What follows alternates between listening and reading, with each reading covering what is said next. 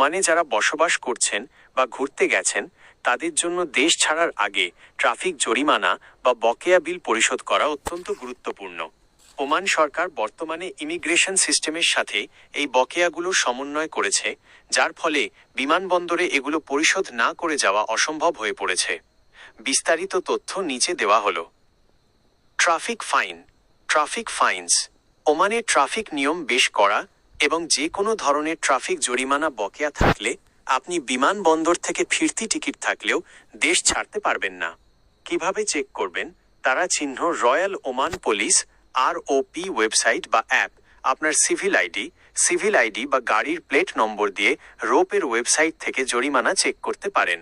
App স্মার্টফোনে ROP royal Oman police অ্যাপটি download করে সহজেই চেক করা যায়। কোথায় পরিশোধ করবেন? তারা চিহ্ন অনলাইনে ROP পোর্টাল বা অ্যাপের মাধ্যমে। বিমানবন্দরে নির্দিষ্ট কাউন্টারে, তবে সেখানে অনেক সময় ভিড় থাকে, তাই আগে দেওয়াই ভালো। 2. ইউটিলিটি ও মোবাইল বিল। ইউটিলিটি এবং টেলিকম বিলস। আপনি যদি ওমানে রেসিডেন্স ভিসায় থাকেন তবে আপনার নামে থাকা বকেয়া বিলগুলো ইমিগ্রেশনে বাধা হয়ে দাঁড়াতে পারে। বিদ্যুৎ ও পানির বিল।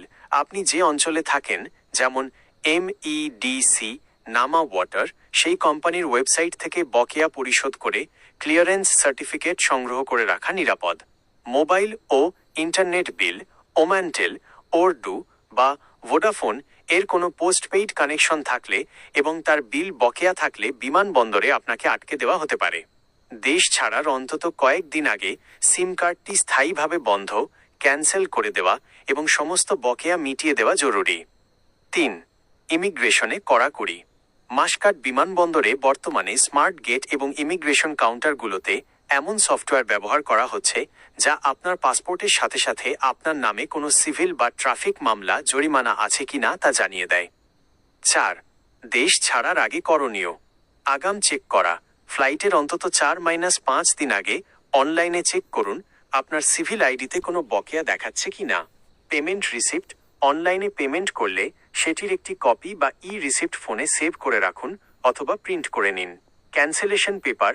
যারা চিরতরে ওমান ছেড়ে যাচ্ছেন, ফাইনাল এক্সিট, তারা নিশ্চিত করুন যে আপনার স্পন্সর বা কোম্পানি আপনার ভিসা এবং অন্যান্য বকেয়া সরকারিভাবে বাতিল করেছে। সতর্কতা। জরিমানার পরিমাণ খুব সামান্য হলেও সেটি পরিশোধ না করলে ইমিগ্রেশন অফিসার আপনাকে বোর্ডিং পাস পেতে বা বিমানে উঠতে বাধা দিতে পারেন। তাই শেষ মুহূর্তের ঝামেলা এড়াতে আগেই সব বকেয়া মিটিয়ে দিন।